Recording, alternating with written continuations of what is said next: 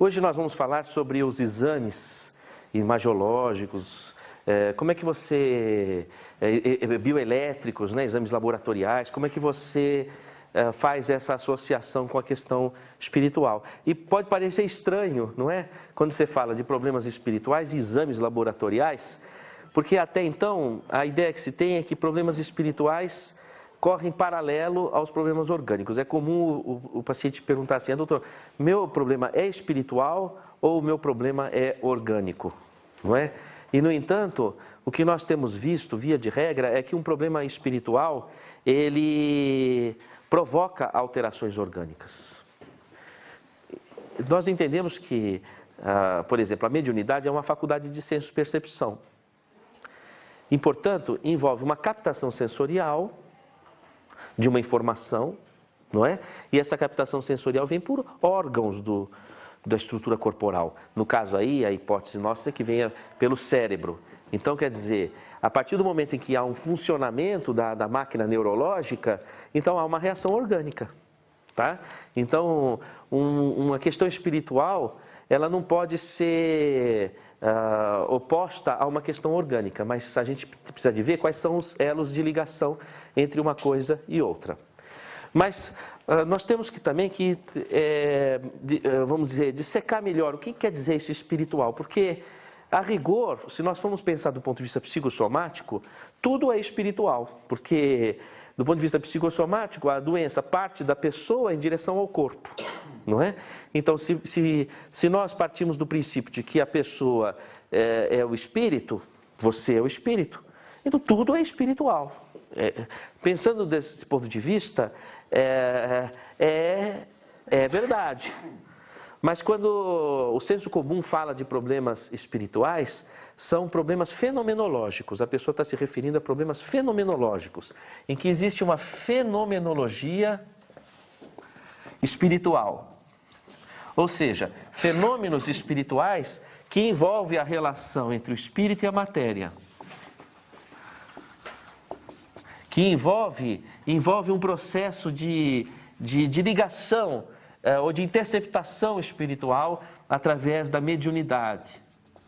Então, vamos dizer assim, stricto sensu, o espiritual é tudo o que sai da pessoa em direção ao corpo ou em direção à sua realidade. São as nossas questões existenciais, enfim, tudo é espiritual. Mas quando a gente fala problemas espirituais em medicina, de uma forma mais própria, nós estamos falando da fenomenologia espiritual. Quer dizer, questões que não se explicam estritamente pela psicologia ou pela medicina, não é? Coisas que não se explicam estritamente ou pela fisiologia ou pela medicina. Então aí nós vamos cair em situações em que os resultados dos exames, eles nem sequer revelam exatamente aspectos patognomônicos de uma patologia, ou patognomônico, para quem não é da área de saúde, característico de uma patologia, nem revelam exatamente aspectos característicos de uma patologia e nem sequer representam uma normalidade. Então ocorre uma alteração que nem configura exatamente uma alteração própria de uma doença e nem sequer também é normal. É uma alteração que não se sabe por que ela está ali, o que é que está acontecendo. Tá? Eu não estou falando aqui de variantes anatômicas. Não, porque as variantes anatômicas estão dentro da previsibilidade da curva gaussiana. Eu estou falando realmente em alterações que o médico olha e vai falar: engraçado, não sei o que é isso. Tá? Ou quando há alterações patognomônicas, elas não justificam a amplitude do sintoma. O indivíduo tem, por exemplo, alterações epiléticas graves, em que seria de se esperar sinais eletroencefalográficos de características próprias, e ele tem ondas cujas proporções, ondas bioelétricas alteradas, cujas proporções não justificam aquela crise que ele está tendo. Tá? Então, uma desproporcionalidade entre a alteração vista e o sintoma. Ou o inverso também. Você tem vamos dizer assim, uma alteração muito grande e essa alteração, a pessoa está bem. Fala, nossa, como é que pode? Ela está bem, está normal. Não é? Como casos que a gente pega, o paciente tem um acidente vascular cerebral extensíssimo e aí ele sai e ele não tem alteração nenhuma. Está tudo normal, você fala, alguma coisa estranha está acontecendo. Nós tivemos casos aqui, um deles uma senhora que ela era médium de uma sessão de desobsessão e ela teve um extenso acidente vascular cerebral hemorrágico, extenso. E pelo padrão ou pela extensão daquele acidente vascular cerebral, haveria de pensar que ela não sairia da UTI ou se saísse, sairia bastante lesada. E, no entanto, ela saiu sem alterações motoras, sem alterações cognitivas, com as funções perfeitamente preservadas, o que surpreendeu o staff médico. E acontece o seguinte, aquele acidente vascular cerebral havia ocorrido durante o transe mediúnico. Ela estava trabalhando numa sessão mediúnica e, trabalhando naquela sessão mediúnica, ela teve o AVC, acidente vascular cerebral, não é? Bom, moral da história, ela saiu da UTI, ficou aquela incógnita, não se sabia, quer dizer, uma bruta alteração cerebral sem uma consequência que poderia se presumir, não é? E ela veio ao consultório, essa paciente, dizendo assim, doutor, eu tive um derrame cerebral na vigência de uma sessão mediúnica. Eu estava incorporando um espírito e talvez pela força de impacto daquele espírito, eu tive esse AVC. Muito bem. A pergunta dela era a seguinte, se ela deveria continuar tendo atividade mediúnica naquela sessão. A pergunta era essa, não é? E nós entendemos o seguinte, que a estrutura dela se manteve íntegra, apesar das lesões do cérebro, justamente pelo fato dela estar trabalhando mediunicamente. Nós entendemos dessa forma. E nós orientamos que ela deveria, sim, continuar a desenvolver as atividades dela, que foi o que a salvou. Por quê? Veja, senso comum era de se esperar que ela estivesse extremamente sequelada ou não tivesse sobrevivido. Então, eu tenho que pensar o inverso, que ela teve um fenômeno e, por algum motivo que estava durante uma sessão, foi rearticulado o sistema nervoso dela, ou não sei o que foi, porque é um caso ainda a ser estudado, a gente até pode levantar esse caso, porque tem os exames, tem tudo, e a paciente manteve-se íntegra. Então, eu estou pensando mais num fenômeno paranormal, vamos dizer assim, não é? E hoje essa senhora, ela, a partir de então, se arvorou em ampliar suas atividades, e ela é dirigente de um centro espírita que ela fundou, com um volume de gente imenso em atendimento, e de vez em quando nós vamos fazer uma conferência lá, alguma coisa e outra. E justamente aquela alteração fez com que ela tivesse que se aposentar e ela se dedica integralmente a essas atividades. Veja que curioso. Vamos dizer assim, os exames não eram compatíveis com a situação dela. Então, esses casos faz a gente pensar nessas situações em que envolvemos a fenomenologia espiritual. Um caso muito curioso também, nós fomos convidados por um grupo de professores da Faculdade de Psicologia da USP para fazer uma experiência com mediunidade. E uma senhora que era então médium de incorporação, ela fazia parte do nosso staff de pesquisas. E ela se dispôs a ir até esse grupo de professores e nós iríamos simular uma sessão mediúnica. Muito bem.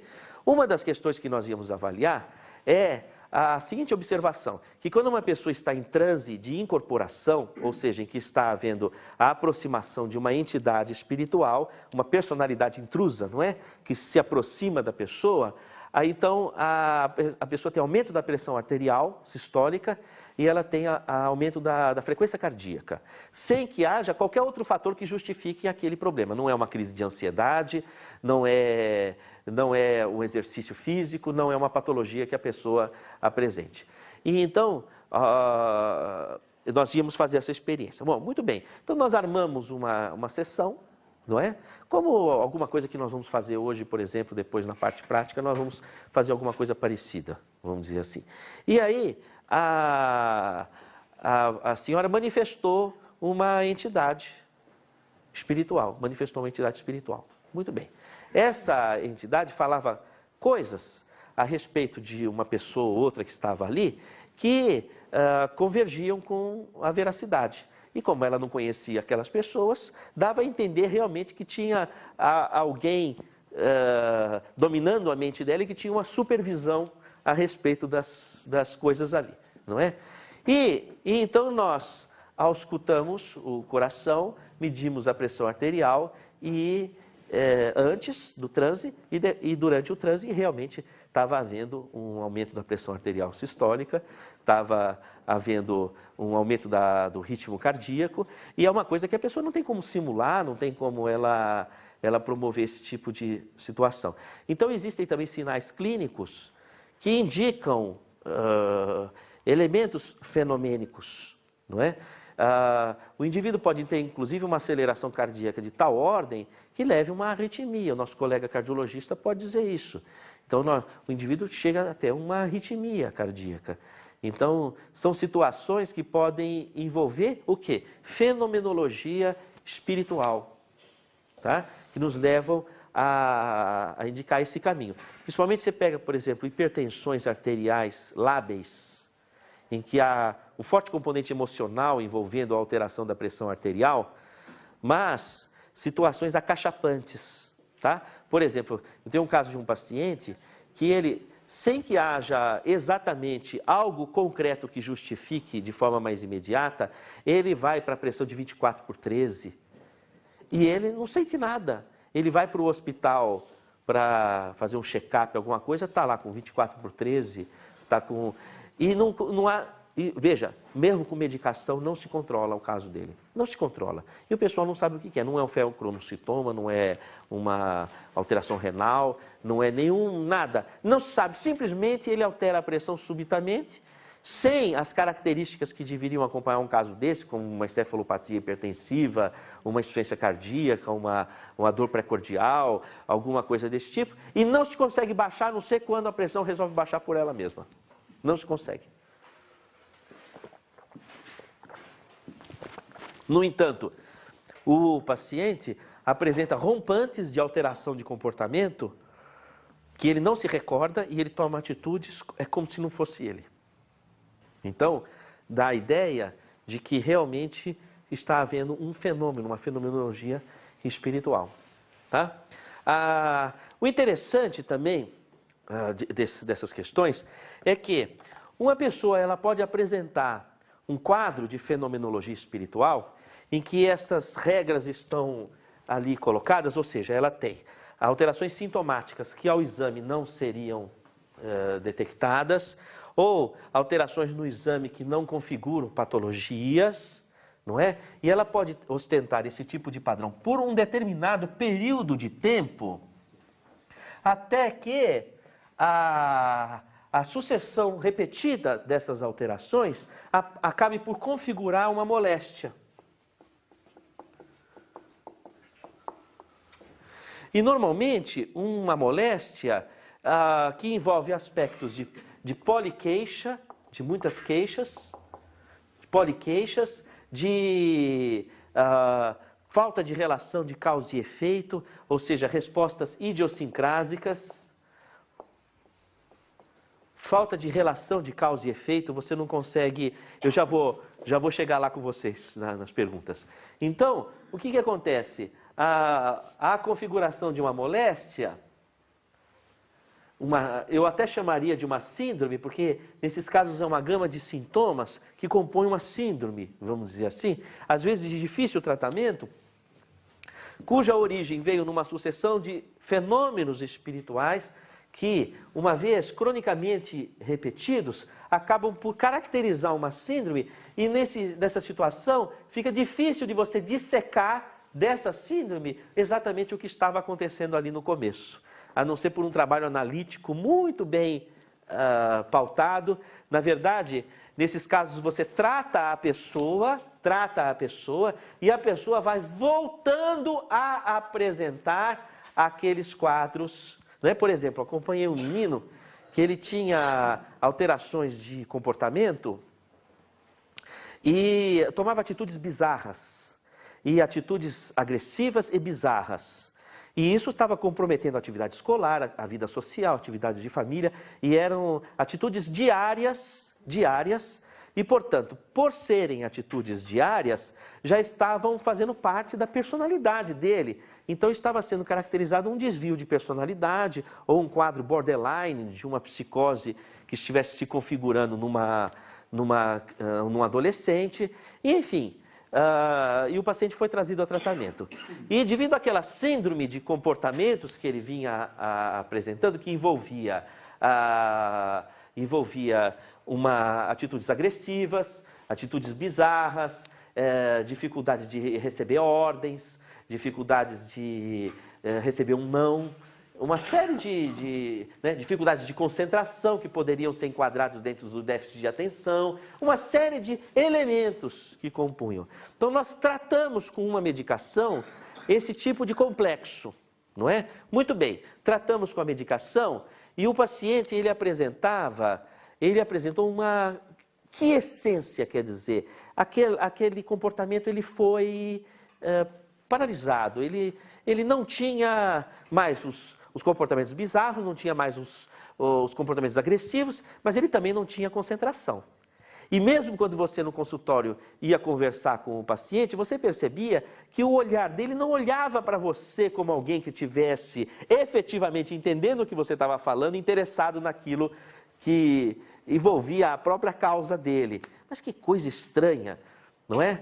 E o paciente passou a vir ao consultório toda semana para que nós pudéssemos fazer uma avaliação do andamento do seu desenvolvimento psíquico, ainda mais por ser uma criança, o que... você sabe que a criança ela tem um desenvolvimento dinâmico, né? Ela cresce rápido, desenvolve rápido, ainda mais o adolescente, né? Então eu tive que acompanhar de uma forma mais ostensiva. Bom, passou semanalmente também por uma assistência espiritual. Muito bem. O que aconteceu? Chegou num ponto que a criança não apresentou mais, por período de meses, nenhum comportamento agressivo, nenhum comportamento bizarro, passou a se interessar pelas atividades dela, mas estava um tanto quanto apática. E aquela apatia estava incomodando as pessoas, a família. O que está acontecendo, não é? Aí nós pensamos, olha, a medicação está sedando. Ele teve uma melhora e se acalmou e suavizou a sua realidade e a medicação passou a sedar. Então nós tiramos o remédio e observamos. Tiramos o remédio, o paciente voltou sorrindo, olho vivo, interessado, e até ganhou uma carta de elogios da escola e aquela coisa toda e tal. Muito bem, mas um dia ou outro apresentava subitamente um comportamento que efetivamente a família falava, doutor, ele muda o olhar, ele fica agressivo e não é ele, é diferente. Mas só que acaba e depois volta a ser ele. Então, o que está acontecendo? Está acontecendo que quando o paciente veio, ele veio com uma sucessão tão grande de fenômenos que aquilo já se confundia com a personalidade dele. Na medida em que aquilo foi tratado, ele voltou para aquele período em que ele passa a apresentar fenomenologia espiritual, interceptando sua realidade de uma forma objetivamente visível. Estou sendo claro na questão? Tá?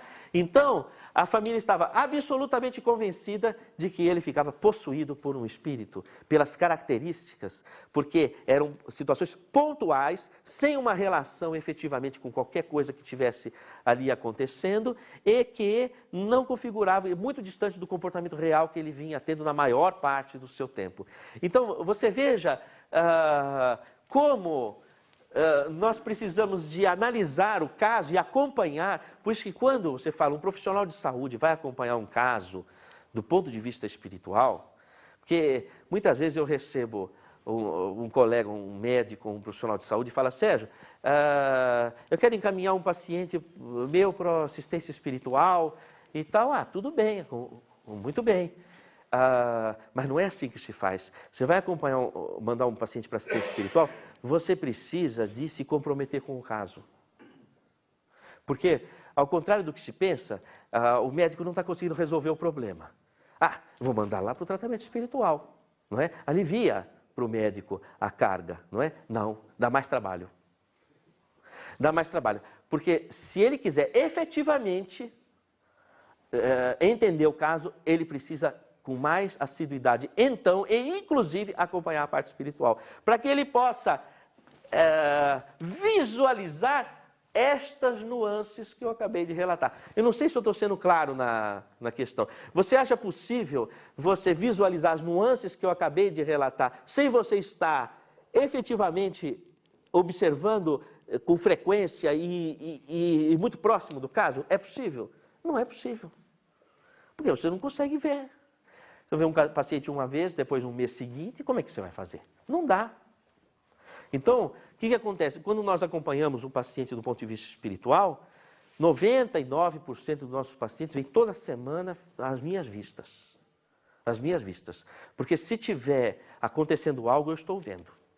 E via de regra acontece isso. O paciente ele vem com uma sucessão de fenômenos espirituais que já, pela sucessão desses fenômenos, já configuraram uma síndrome. Eu vou tratar essa síndrome conforme a medicina reza. Esse paciente vai voltar para aquele estágio em que as situações fenomênicas vão aparecer e eu preciso estar perto para ver, porque se eu não estiver perto eu não vou ver. Estou sendo claro na questão? Então, outra coisa, veja também como é diferente você acompanhar um caso, por exemplo, um dirigente de um centro espírita que tem afeição por assistência espiritual. Veja como é diferente acompanhar um caso em que existe uma ordem médica em termos de medicação, diagnóstico, etc.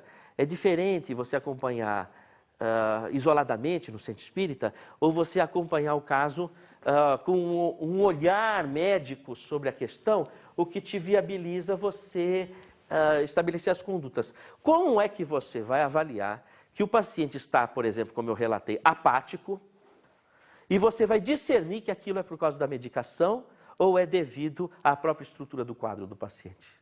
Como é que você vai avaliar isso? Se você não estiver muito próximo do caso. Estou sendo claro na questão? Entende? Então, porque acontece assim, você imagina, o médico prescreveu um antidepressivo. Muito bem. Normalmente, os antidepressivos, eles são antidepressivos ansiolíticos. O paciente melhora. Mas você vai fazer tratamento espiritual. Ele vai e começa a fazer tratamento espiritual. Ele começa a melhorar. Quando o paciente começa a melhorar, o remédio começa a sobrar. Quando o remédio sobra, ele ceda. Aí o paciente fica sedado. Aí ele vai chegar no consultório e vai dizer assim: doutor, eu não estou conseguindo levantar direito, o dia está arrastado. O doutor vai achar o quê? Que ele está com a depressão. O que ele vai fazer com o remédio? Aumentar a dose ou trocar de remédio. Quantas histórias você já não viu assim? E aí não se consegue. Entendeu? E era justamente um momento que ele deveria o quê? Ele deveria reforçar o aporte psicológico e espiritual para poder ir retirando o medicamento. Estou sendo claro na questão? Então, agora, como é que você vai avaliar se você não está com essas roldanas integradas? não é? E como é que a pessoa, por exemplo, vamos supor, de um dirigente de uma assistência espiritual do centro espírita, ele vai avaliar que o paciente está tendo sonolência e é porque ele está melhorando e porque ele tem que tirar o remédio? Você acha que dá para fazer algum tipo de ligação? Não dá, não dá. Então, você precisa de ter serviços que promovam esse tipo de integração, e essa é uma das propostas que nós estamos aqui reunidos para a gente poder criar um modelo de assistência que envolva estas situações. Olha, você quer ver outra situação? Que é assim, olha, você vai acompanhar um paciente.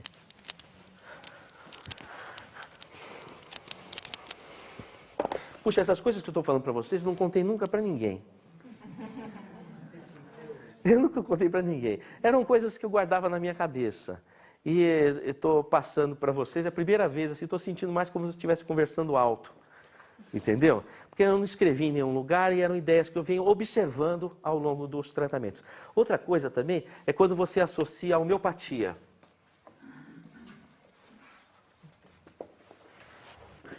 Então, essa é uma outra situação diferenciada. Porque o que acontece? Acontece o seguinte, se você tem, por exemplo, você tem uma dosagem química elevada, então você está no terreno da toxicologia.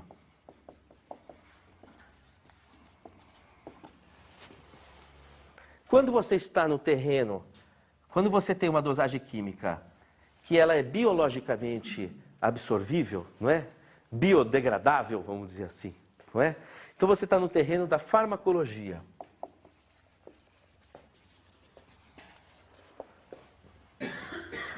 Quando você tem uma dosagem menor do que aquela que o sistema biológico, os mecanismos metabólicos, vamos dizer assim, se servem, uma dosagem menor, você está no terreno da imunologia. Por exemplo, o vírus da gripe, você injeta na pessoa um fragmento do vírus da gripe para a pessoa reagir contra a gripe. Você injeta um fragmento do alergênico para a pessoa se dessensibilizar contra aquele alergênico. Então, é um sistema diferente. Quando você tem uma dosagem infinitesimal, você está no terreno da homeopatia. Então, a partir do sistema imunológico, os mecanismos medicamentosos, eles são semelhantes. Imunologia e homeopatia. Na homeopatia também, você injeta a substância que causa o problema para provocar uma reação da pessoa contra aquele problema. Por exemplo, vamos supor, mercúrio. Se você usar o mercúrio na dosagem tóxica, o indivíduo vai ter lesões neurológicas e vasculares muito próprias.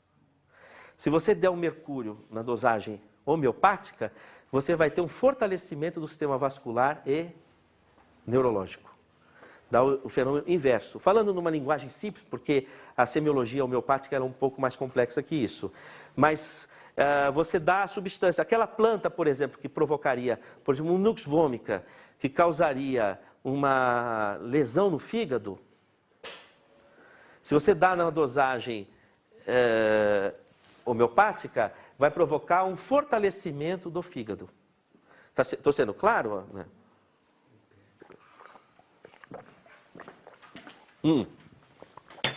Bom, mas e aí, o que acontece? Acontece o seguinte, quando o paciente ele apresenta uma moléstia, e você vai abordar o caso, pode ser que ele esteja sem energia vital para responder ao tratamento homeopático. É estranho isso? Não. Por exemplo, se o indivíduo tiver gripado, você vai vacinar ele, por exemplo, com a vacina da febre amarela, por exemplo, ele tem que ir para a Colômbia, ele está gripado, ele tem que adiar a viagem. Porque se você der a vacina, não é? Ele não vai ter vitalidade para responder à vacina. E a vacina pode provocar uma lesão nele. Não é assim na imunologia? não é? Vai vacinar com qualquer coisa, não pode estar com o organismo debilitado. Então, a homeopatia, de certa forma, também ocorre dessa forma. Às vezes, não adianta você injetar uma substância na pessoa, ela não tem energia vital para responder àquela substância. Tá? Então, nesse caso, você precisa dar para ela a substância que faça por ela o que ela não está conseguindo fazer. Então, você vai dar o alopático. Não sei se eu estou sendo claro na questão. Então, você precisa de saber a medida da resposta da pessoa. Às vezes, não tem como você arriscar. Ela não tem energia vital. Então, não adianta, você vai ter que dar o alopático. Você pode até dar o homeopático para começar a mexer. Mas o homeopático não pode ser a sustentação do tratamento da pessoa naquele contexto. Não é? Aí o que acontece? Você vai dar o farmacológico. É a mesma coisa, vamos supor, um paciente está com o estômago sangrando. E ele chega no pronto-socorro, faz a endoscopia, tem uma úlcera sangrando. Você vai dar para ele um omeprazol, um Antac, alguma coisa para tratar esse problema? De jeito nenhum. Ele não tem energia vital para responder ao Antac, ao omeprazol. Você tem que costurar aquele buraco. Estou sendo claro na questão? Porque ele não tem energia vital para responder àquele medicamento. Então, na alopatia também acontece isso. Tem situações que não adianta você dar um remedinho, você tem que pegar e injetar na veia direto no sangue, porque ele não tem energia vital para responder a um tratamento via oral. Tá certo? Não é um fenômeno biológico corriqueiro esse tipo de situação? Muito bem. Então, homeopatia é a mesma coisa. Então, você pode associar. Você dá um suplemento para a pessoa, ela consegue um touché, e aí o remédio homeopático começa a funcionar. Tá? Vamos dizer assim, paciente meu que está tomando homeopatia, depois de alguns meses de tratamento, você percebe a diferença. É diferente. O paciente ele fica com o aspecto mais saudável, ele começa a tomar decisões com mais firmeza, ele tem pulsão vital, ele começa a melhorar o aspecto dele, a fisionomia. Você já começa a perceber, o paciente entra no consultório e fala, esse paciente toma homeopatia. Porque ele apresenta uma vitalidade que é muito brilhante para o quadro que ele apresenta, ou apresentava. Porque um paciente doente, você vai tratar com remédio, ele melhora da doença, mas ele fica abatido. Não é assim? Não é? Ele tinha por exemplo, foi fazer uma cirurgia, ele sai da cirurgia abatido até se recuperar, não é? Ele tomava um antibiótico para uma pneumonia, sarou e tudo, mas ele está abatido. Por que está abatido? Esteve doente recentemente. O paciente que toma homeopatia, ele não fica abatido, ele fica vital, então é diferente, tá? Bom, então o que acontece? Via de regra, eu associo esses dois mecanismos de forma coordenada até atingirmos o objetivo. Bom, mas por que eu estou falando isso no contexto da questão do espiritual? Porque ocorre o seguinte, quando você introduz o medicamento homeopático, você projeta o paciente numa realidade que envolve uma dinâmica de 3 etapas. Numa primeira etapa, o indivíduo tem um sobressalto da percepção espiritual. O paciente, os problemas espirituais aparecem. O paciente relata coisas que evidenciam aspectos da fenomenologia espiritual. Aí, você vai ter que abordar e dar contenção para aquela situação. Por exemplo, o menino, ele apresentava uma amidalite horrível, pré-operatória, tinha que ir para o hospital tomar antibiótico endovenoso, se hidratar e corticoide, antibiótico, aquela coisa toda, e o otorrino fala assim, ele vai ter que operar essas amígdalas, porque acaba obstruindo todas as vias aéreas, etc e tal. Muito bem. Acompanhei um rapazinho com essa condição, o que aconteceu? Então fiquei ali na enfermaria a noite toda. E resolvi tratar com a homeopatia. E eu pensei assim, bom, eu vou ver como é que vai evoluir. Porque não estava evoluindo com antibiótico nem com anti-inflamatório. Era um caso já avançado. Eu falei, vou usar homeopatia, não estava tomando antibiótico, nem anti-inflamatório, nem nada a partir já de alguns dias. E não estava evoluindo bem, então eu resolvi acompanhar. Então eu comecei a dar homeopatia para o paciente. E o paciente começou a ter delírios, febres altas e delírios, e falava de coisas no quarto, estranhando presenças no quarto. Falava, calma, nós vamos fazer uma prece para amenizar essas influências aqui no quarto. E chamei auxiliares para podermos fazer uma assistência espiritual. Aí, aplacada aquela questão espiritual, ele sossegou e dormiu. Dormiu.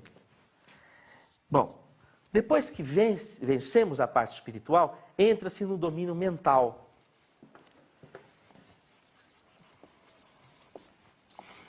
De manhã cedo, o menino amanheceu bem melhor. Bem melhor. Mas não só melhor, ele amanheceu diferente. Ele estava, parece, a impressão que dava é que ele estava mais maduro. Ele estava mais doce, mais adulto. Modificado um tanto quanto, trazendo à tona suas qualidades mais maduras. Mas que coisa que aconteceu, o menino renasceu com um diferencial notável, notável. Vencida e portanto, com esse status mental mais favorável, ele teve durante o dia seguinte uma melhora assintosa do quadro da amidalite e sarou nos dias subsequentes tranquilamente. Aquilo me chamou muito a atenção, muito. Eu guardei na gaveta essa informação. Aí uma certa vez me aconteceu uma coisa muito curiosa. Eu acordei de manhã cedo com uma dor de cabeça.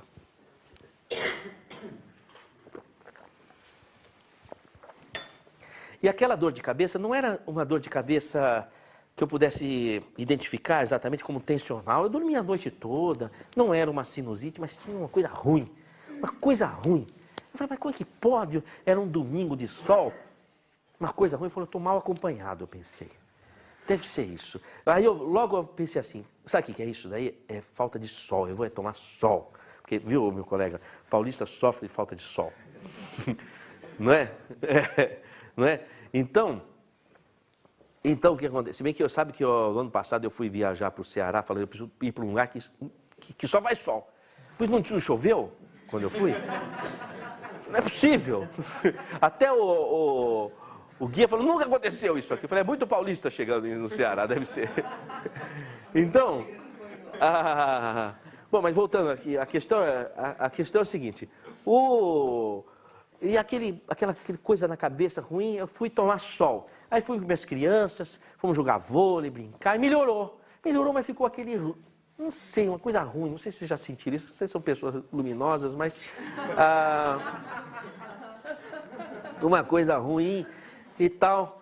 Aí eu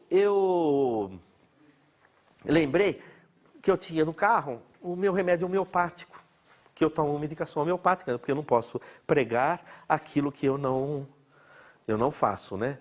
Então eu tomo meus remédios homeopáticos e eu lembrei do meu bom velho remédio, eu vou tomar o remédio homeopático. Muito bem.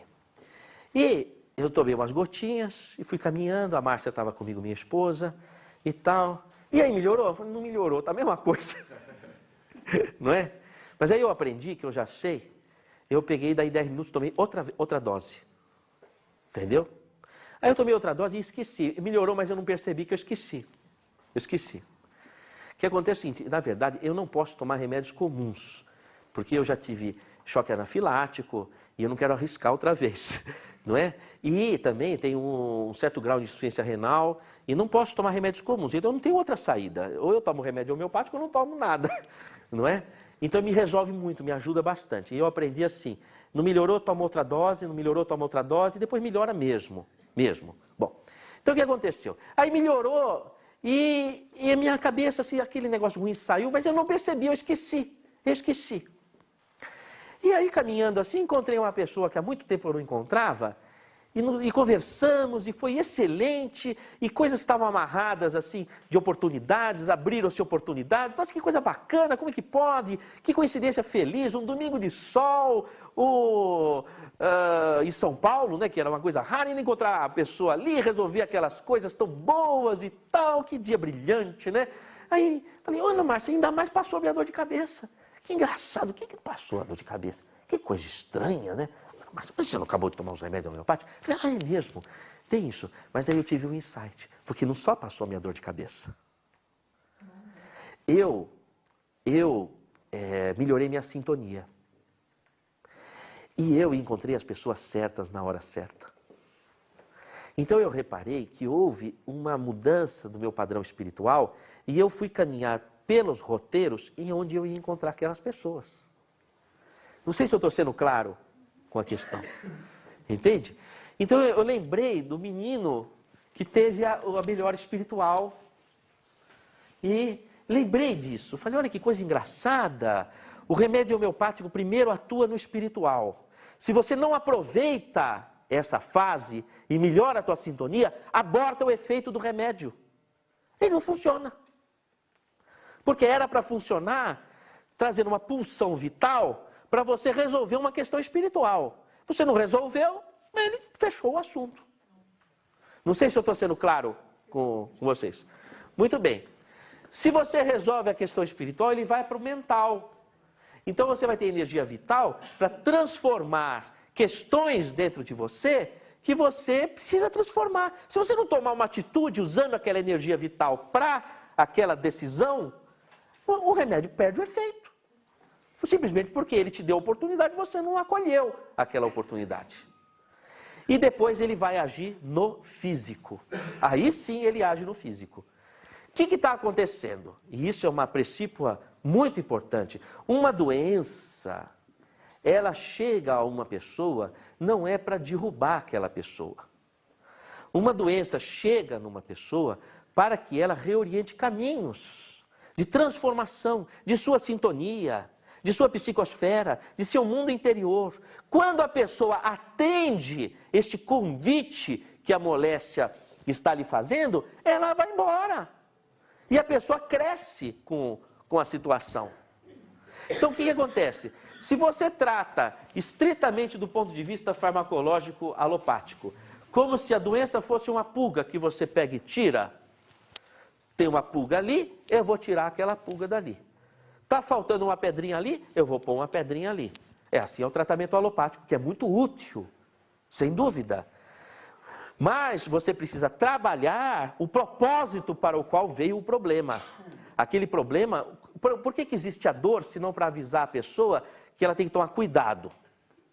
Não é? A pessoa, ela não tem sensibilidade à dor, ela pisa num caco de vidro, ela não percebe, ela vai se lesar. Então assim é na vida também, nas atitudes que nós tomamos, nas companhias com as quais nós convivemos, nos laços que estabelecemos. Se nós não somos avisados de que nós estamos quebrando elos da vida, quebrando com normas vitais, então aí vem a dor, vem a depressão, a tristeza, vem o sofrimento, vem as angústias e etc. Para dizer, opa, pera lá, dá uma brecada e repensa para tomar novos caminhos em torno de quaisquer atitudes. Então, o medicamento homeopático, ele respeita este convite da natureza. Agora, a pessoa precisa ter um comprometimento. Ela precisa, ao ser abordado por um problema que a incomoda, a pessoa precisa de pensar que ela está sendo convidada a uma transformação. E indagar-se a si o que ela precisa se transformar. E o medicamento homeopático vai sobressaltar a vitalidade que lhe permite tomar essa decisão. Então a pessoa, quando toma um medicamento homeopático, ela precisa de estar alerta e compromissada com o seu processo de transformação. Estou sendo claro? Quando o paciente, ele é um bebezinho, é um paciente comatoso, esta responsabilidade é transferida para os familiares e as pessoas que cercam a pessoa. Por isso que diz assim, às vezes eu recebo o paciente e fala assim, doutor, eu parei de tomar o remédio homeopático porque eu tomei e não estava resolvendo nada. Eu falo, não, pelo amor de Deus, se você para, nós perdemos as nuances de uma trajetória. Porque eu ia lhe fazer perguntas de certos aspectos que você não tinha pensado, e você ia falar assim, nossa, doutora, eu não tinha observado isso, nossa, eu não tinha visto aquilo, aquela coisa e outra. Então, você ia começar a fazer indagações que você não tinha observado. Você parou de fazer o tratamento e de tomar o medicamento, bloqueou uma trajetória de observação de nuances que nós não estamos habituados no dia a dia a visualizar e que mereceria uns momentos de indagação, não é? Por gentileza. Posso relatar um caso, assim, meu filho, eu estava com homeopatia. Ele tem 12 anos de idade, tem uma saúde ótima.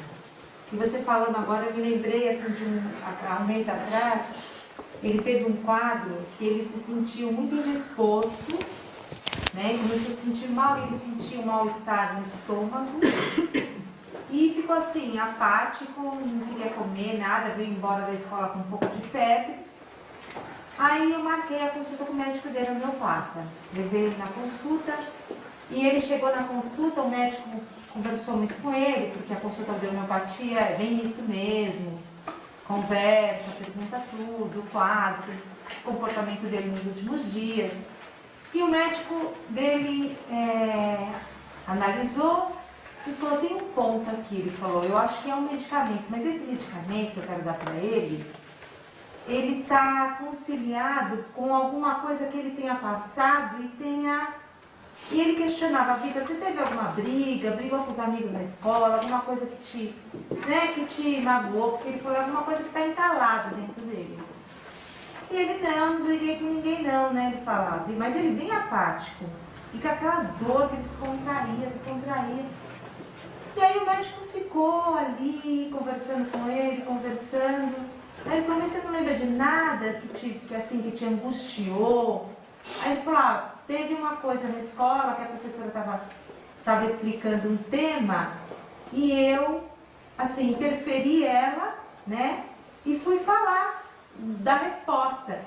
E ela não gostou, ela falou, quem que é o professor aqui? Sou eu ou você, professorzinho? E a classe toda tirou o sarro dele. E aí o médico perguntou, mas aí, seus amigos tiraram o sarro de você? Ele falou, todo mundo deu risada na minha cara. Ele falou, isso te fez mal? Ele falou, me fez mal, eu tive vontade de chorar, mas eu me segurei para não chorar. Ele falou. Quer dizer, ele guardou aquilo. E começou a dar essa disposição. Aí o médico receitou o remédio. E eu sou espírita, né? Saí de lá, mentalizei a casa espírita, pedi assistência dos médicos também espirituais. E já passei na farmácia da homeopatia, já manipulei. E já dei as gotinhas para ele. No caminho voltando, ele vomitou assim tudo no meu carro, lavou meu carro de volta. Chegou em casa, curado, tomou um banho, jantou, curou. Olha, você vê, agora, veja que interessante, a situação convida uma reflexão do modo de ser, não é? Do modo de enfrentamento, de um modo de visualização da realidade, a trajetória de amadurecimento, não é? É por isso que eu estou colocando esse assunto num contexto que envolve a questão de medicina e espiritualidade. Porque, quer queira, quer não, se você vai abordar a parte médica, no que diz respeito ao contexto espiritual, a homeopatia está convidada a participar devido a esse poder de ação nesse contexto. Colega? O exemplo que você deu, falou o teu exemplo, que não aproveitou o efeito espiritual, assim, para mim entender o que seria aproveitar o efeito espiritual. Por exemplo,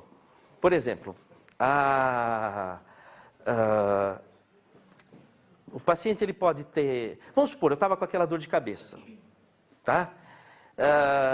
Eu poderia ter encarado de forma casual aquela dor de cabeça e não presumido que havia alguma coisa, uma energia ruim, que não era só uma dor de cabeça, que havia alguma percepção de alguma energia que não estava boa, que eu precisava melhorar, tá?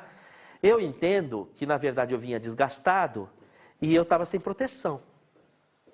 E aí me ocorreu, vou tomar sol, vou ver a natureza, vou me integrar com Deus. Então eu tomei a atitude. Quando eu tomei aquela atitude, de melhora de sintonia espiritual, o medicamento homeopático fez efeito, passou o meu problema. Mas não só isso, a teia de relações começou a se abrir e eu comecei a resolver questões. Mas eu poderia ter tido aquela dor de cabeça e ter falado assim, vou tomar uma Novalgina e um... Mas então você aproveitou o efeito. Eu entendi você dizer que não aproveitou o efeito espiritual e não desceu para o mental. Isso que eu tinha entendido. Mas se você veja que numa sucessão de fatos eu fui aproveitando e fui observando que na verdade a minha sintonia estava melhorando. E as coisas estavam acontecendo de forma mais fácil. Mas eu não poderia ter acordado de manhã e tomado um analgésico e deixado por isso mesmo? Sem nenhum tipo de indagação, não é? Então a gente precisa de tomar, às vezes precisa tomar alguns cuidados na avaliação do caso, porque a pessoa pode apresentar certos sinais de percepção desse domínio espiritual sobre o qual você precisa atingir. Por isso que o paciente, quando ele está em tratamento, com esses recursos, eu uso os dois tipos de recurso, hoje eu estou, com a ajuda do Leonel, começando a invadir o território da acupuntura também, que eu não conheço, mas ainda mais para frente nós vamos entrar nesse território. A questão é que o paciente já entra com assistência espiritual, porque ele vai ser convidado a trabalhar essa parte. Você vai dar o medicamento, ele vai sobressaltar a parte espiritual, se ele não tem recursos, instrumentos para isso, ele não resolve. E o remédio não faz o efeito. Então eu fico pensando nas dificuldades do médico, mesmo o homeopata, quando ele não trabalha os recursos necessários, não é? O Hahnemann dizia, essa é uma outra questão também, o Hahnemann dizia, tratar o paciente para que ele possa cumprir a nobre missão para a qual veio ao mundo. Isso é uma outra coisa, se a pessoa não está caminhando em direção aos objetivos de sua missão de vida, e se ela não tem essa consciência, você dá o medicamento, ela tem um sobressalto de energia vital e não tem onde colocar. Porque ela não tem propósitos, ela não tem destino, ela não tem um devir, ela não tem horizontes. Ela não sabe o que ela veio fazer no mundo, qual é o papel dela, Então aquela energia vital, ela se consome em si. O remédio não faz efeito. O Hahnemann havia avisado isso. Rubens, já lhe dou a palavra, deixa a Camila ia falar, Camila. Eu achei bem interessante essas etapas que você explicou e eu fiquei com uma dúvida. Essas etapas ocorrem só com homeopatia ou florais, fitoterápicos, o reiki, alguma outra coisa faz despertar essa sobressalto? Olha, eu não conheço os florais, porque assim, essas medicações dessas ciências novas que estão surgindo, elas têm pouco tempo de existência para poder construir protocolos que a gente possa ter parâmetros. Então é uma ciência que vai progredir ao longo aí dessas décadas, tá? Então eu não tenho respaldo. Aqui no caso da homeopatia, esses 200 anos de propedêutica, a gente tem uma consistência, tanto a homeopatia já é prática médica oficial, não é? Então, agora, as abordagens bioenergéticas, eu acho que são muito semelhantes ao da homeopatia. Eu tenho observado isso, muito semelhantes. A gente ainda vai voltar a falar sobre isso. Só um instantinho. Rubens. Um paciente que tem aí uma infecção, né? E vai tomando antibiótico, chega um antibiótico de última geração e não tem efeito. Dá para se deduzir que tem um aspecto espiritual envolvendo aí essa infecção? Por exemplo, isso daí acontece, por exemplo, nas cistites crônicas, tá? Cistites crônicas, sinusites crônicas.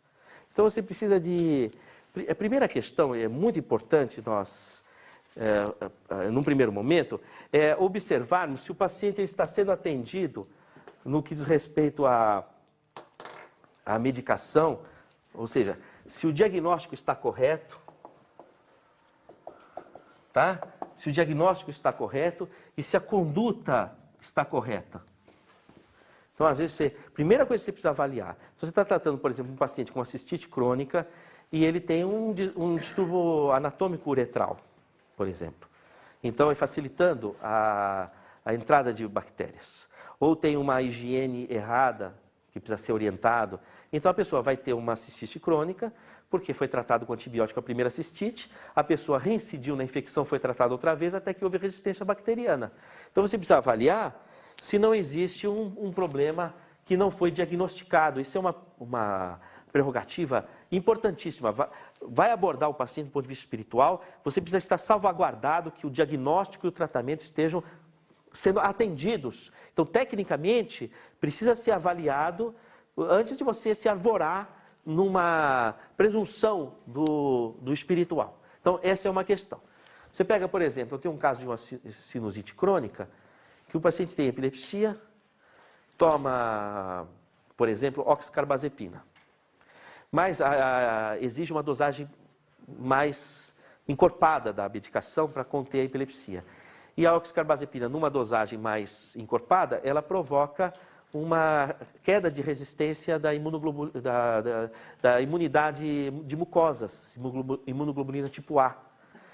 Então, a pessoa fica predisposta a ter estas sinusites.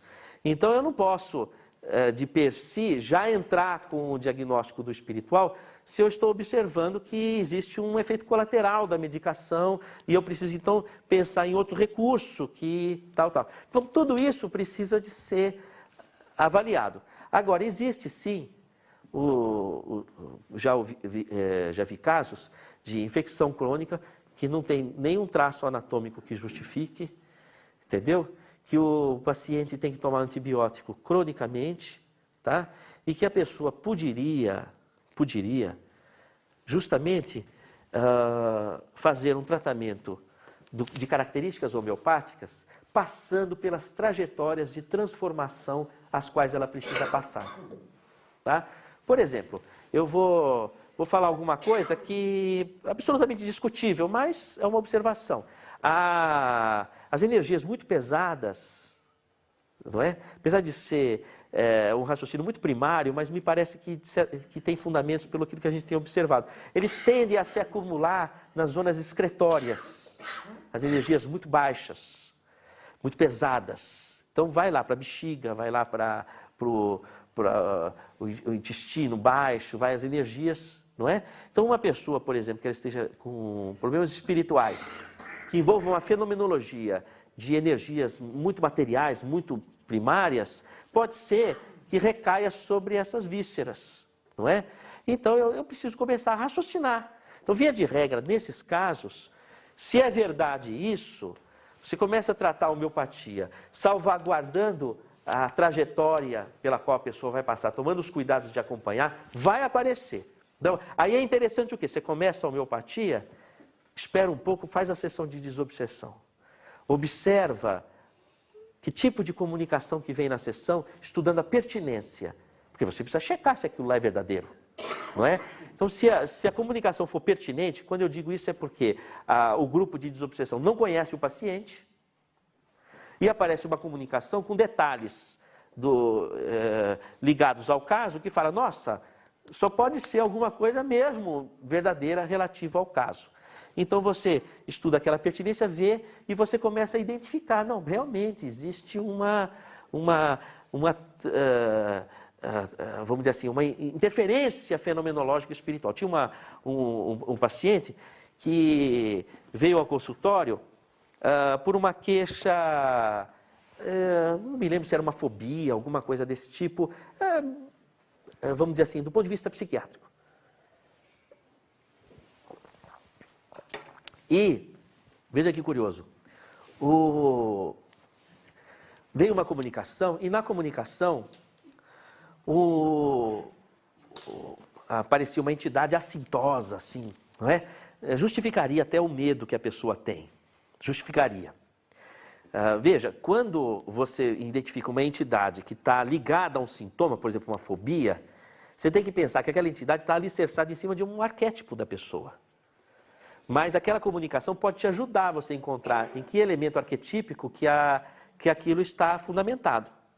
Tá? Por exemplo, vamos supor, a pessoa apresentava uma fobia e a entidade era uma entidade de vingança, uma entidade pesada, dava medo mesmo, e estava ligada a dinheiro. E a pessoa tinha pendências, e a forma de ela lidar com essas pendências envolvia uma mudança de comportamento. Fala, olha, não se apegue tanto a essas coisas, porque Não é? Então, no fim, a comunicação espiritual indica o padrão de mudança psicológica. Você precisa estar alerta a isso. Olha, essa entidade está caindo em cima de uma questão de apego ao dinheiro. O que é que está acontecendo? Está acontecendo essa pendência. Então você reveja como você está vendo isso. Reveja, não é? E aí você vai conseguir se desligar daquele elo, não é? Mas o que aconteceu foi o seguinte, a entidade,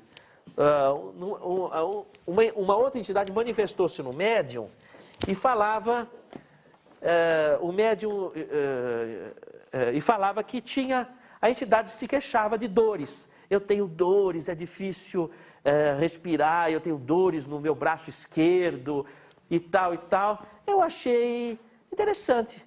Aí eu perguntei para a paciente, porque ela não tinha se queixado nada, eu falei, você tem dores? Não é? Ela falou, não, doutor, não tenho dores. Mas eu achei muito curioso, porque ela parou assim e falou, eu tive sim. Eu tive um tratamento e desfiou um tratamento para dores. Eu falei, nossa, como não teve dores? Não é? E a dor na coluna e não sei o que lá, e irradiava para algum outro lugar, para o braço direito. Eu falei, puxa, quase, porque a entidade é do braço esquerdo. Não é? Não é? Então, na hora me ocorreu o seguinte, olha, será que não está acontecendo esse fenômeno? A entidade, ela se posiciona frente à mente da pessoa. Não é? Ela tem uma queixa no dimídio esquerdo. Ela vai passar essa energia de dor para o cérebro esquerdo, certo? Onde é que vai doer? No direito. Não é interessante? Viu, Rubens, o que eu estou falando? Era vamos dizer assim, um caso, entende? Em que a pessoa apresentava um quadro crônico de difícil tratamento, tanto que a paciente ela já tinha desistido de procurar os médicos e nem sequer na consulta ela relatou, porque já não te resolvia mesmo há anos, não é? E, no entanto, apareceu na comunicação e havia um dado que nos faz pensar que existe esse tipo de relação neurofuncional, neuroanatômica nas interferências de entidades. Tá? Então, assim, tantas outras histórias que estão relacionadas. Por exemplo, eu tive um paciente que ele apresentava uma incontinência urinária paroxística. Tá? Então, o que acontece? Ele tinha uma falta de sensibilidade na bexiga, a bexiga enchia, que vinha até aqui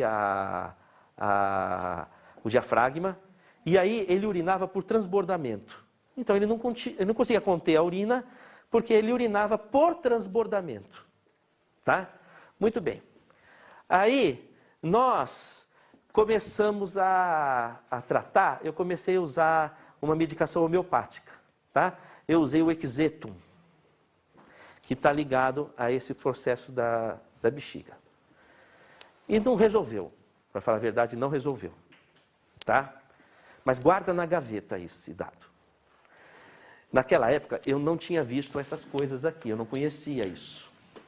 Então, quando eu falei que não resolveu, é porque eu não tinha feito a ligação de algumas coisas que eu vou relatar para você. O paciente, depois que eu comecei a dar a medicação homeopática, ele começou a ter uma conversa um pouco diferente. Eu falei, rapaz, você precisa se acalmar, você precisa... E ele começou a ter uns delírios e algumas coisas assim, diferentes. E eu resolvi, então, dar um passe nele. Eu falei, deita aqui. O paciente ia ser sondado, estava hospitalizado. Eu resolvi dar um passe nele. E ele no leito, assim, eu comecei a passar o magneto, fazer uma prece com ele, não é? E aí, me veio na minha mente uma cena. Me veio uma cena. E veio o seguinte, que ele, numa encarnação passada, ele era um soldado do staff de Hitler. E ele tomava conta de um campo de concentração. E os judeus vinham sequestrados para o campo. E o que acontece? Eles urinavam e evacuavam, e ele ficava zangado, porque sujava e dava mau cheiro.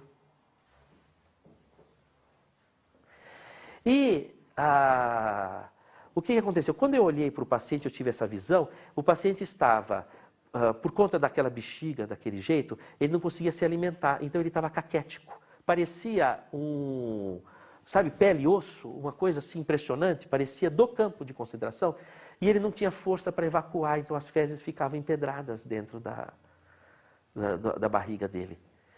E aí me veio a cena dele dizendo, se urinar ou se evacuar, leva tiro. Porque sujava e dava mau cheiro. E aí eu saí assim, meio atordoado, eu saí do quarto do hospital lá no Albert Einstein.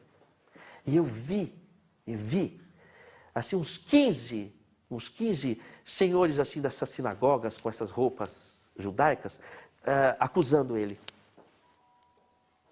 E eu, no corredor, mentalmente, porque se eu não fosse mentalmente, poderiam me colocar no quarto ao lado, eu comecei a conversar com esses senhores e dizendo que o perdoasse, porque não tinha mais o que fazer. Que eles estavam aferroados a um caso que ele já estava combalido, não tinha mais o que fazer. Ele já estava no fundo do poço, a vingança estava ali, não tinha mais o que continuar. E que eu pedia, por favor, em memória do próprio hospital, que já tinha uma outra sintonia, veja, esse é um hospital construído pelos judeus, que são pessoas bem estabelecidas no nosso país. O nosso país não tem problema, é um país de paz, e tal, e foi amenizando aquela interferência, não é? Eu tive que fazer eletrochoque nesse paciente, porque eu não podia dar nenhuma medicação que afetasse o sistema nervoso, ele estava tendo delírios. Eu tive que fazer eletrochoque nesse paciente, ele chegou mesmo no fundo do poço, não é? Mas eu dando lá o Equisetum, não é? Quando foi tirar, ele melhorou, começou a se alimentar, estava com a sonda, tudo. Bom, passaram uns 3 meses, vamos tirar a sonda. Você acha que você tira a sonda de um paciente assim, 3 meses, de bexiga laceada, você tira a sonda e ele começa a urinar? Não, tem que fazer um trabalho de recuperar a musculatura da bexiga, né? Depois tiramos a sonda, ele urinou um xixizão, beleza. Que foi que fez isso? O Equisetum da homeopatia. Entendeu o que eu estou falando? Porque o pessoal da urologia falou, impossível, como é que ele pode urinar esse xixizão e ter pleno domínio da bexiga dele? Foi o Equisetum da homeopatia que fez ação química sobre a bexiga somente? Foram os espíritos que o deixaram livre. Você está entendendo? Então, o organismo começou a reagir. Então eu percebi que o medicamento homeopático, ele não somente atuou no paciente, mas em favor dele, alargando a minha percepção. Ao redor, né? Ao redor, exatamente. Entende? Então, veja, só viu, Rubens? Veja como existe essas questões espirituais afetando este universo. E que nós precisamos de saber analisar estes fatos e estar próximo para poder como um artesanato, né? Você vai ponto por ponto. Por isso eu ressaltaria mais uma vez com vocês algumas questões. Primeiro, para você entrar no universo espiritual, você precisa estar certificado de que o diagnóstico médico, o tratamento, tudo está correto. Para não pagar mico, não é? Entende? Então, para não pagar o mico, era espiritual e descobriram que tinha um tumor. Não precisa nada espiritual, não é? E, bom, aí você tem que se salvaguardar. Aí você precisa de pensar quais modelos terapêuticos você vai usar. E saber por que você vai usar cada um dos modelos terapêuticos. Por que você está usando alopatia? Por que você está fazendo cirurgia? Não é? Por que você está fazendo cirurgia? Por que você está usando alopatia? Quanto você vai usar de alopatia? Quando você vai tirar? Quais são os sinais que demandam a necessidade dessa retirada? Como você vai usar a homeopatia? E que recursos você vai extrair desse tratamento para que o paciente possa cumprir, como Hahnemann dizia, a nobre missão para a qual veio ao mundo. Não sei se eu estou sendo claro. O paciente chega no consultório, uma das coisas que mais me interessa saber, o que você quer da sua vida? Porque é muito importante nós Olha, veja.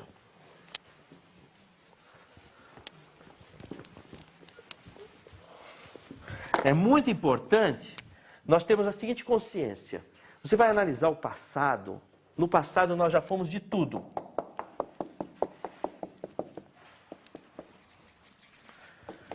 Considerando que os últimos mamutes estavam aqui há uns 10 mil anos, então há uns 10 mil anos nós penteávamos mamute, vamos considerar que a nossa história começou por ali, porque também antes disso eu não sei se tinha muita vantagem, não é? O que acontece? Uns 10 mil anos de história, mais ou menos, nós já fomos de tudo. Apesar de vocês serem pessoas luminosas, que já muito distantes desse período jurássico, vamos dizer assim, o que você quiser buscar no seu passado, você vai encontrar de todos os paradigmas do ponto de vista comportamental. Muito bem. Quando você chega aqui no presente com algum tipo de queixa, tá? Alguma queixa no momento presente, e o médico vai perguntar, ou o psicólogo, o que aconteceu com você, qual é a sua história, qual é o seu passado. Então, às vezes eu vejo pessoas, por exemplo, eu tenho recebido com uma certa frequência, aquela moça que ela tem sangramento uterino, tem uma endometriose, ou tem enfim, aí depois também tem uma história difícil com os pais, tem traumas, tem coisas e tal, difíceis, e por isso que sangra o útero, por isso que não teve filho, e por isso que aquela coisa toda. Então, não é? Aí vai no psicólogo, o psicólogo faz uma investigação do passado, e ele encontra mesmo, ele encontra um monte de coisas que justificam aquele útero sangrando, o fato de não ter filhos, de não ter se acertado afetivamente, enfim, essa coisa toda. Muito bem, não é? Só que o paciente, às vezes, ele fala assim, puxa, doutor, eu compreendi, eu sei, mas o que eu faço com isso? E daí? E o próximo passo, né? Porque existia uma questão que é o seguinte, se questiona se a psicanálise ela é terapêutica. Ela leva a um conhecimento, mas será que levaria a uma transformação da pessoa? Então, eu uso a psicanálise como recurso diagnóstico diariamente. Eu acho fundamental o raciocínio psicanalítico. Mas o Freud, ele não podia fazer tudo. Ele vai analisar a alma humana, mas ele não contextualiza do ponto de vista existencial. Ele não diz de onde veio e para onde vai, quais são os objetivos da alma humana. Ele qualifica os órgãos internos da alma humana, mas ele não diz do mundo externo, do eixo cartesiano de tempo e espaço, para onde nós vamos, de onde viemos, quais são os nossos objetivos, quais são... Ele não chega a dizer, nem poderia, porque ele não poderia fazer tudo, não é? Então, vamos dizer assim, falta, quando você analisa do ponto de vista psicanalítico, e dominantemente a nossa psicologia e a medicina por tabela vai trabalhar isso, falta uma análise do futuro.